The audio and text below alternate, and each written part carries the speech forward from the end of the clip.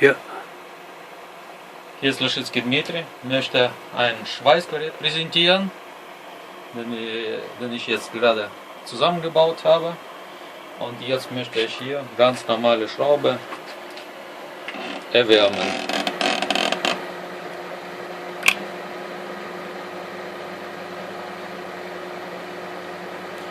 Wenn man sieht, das hier hat man sehr viel Power.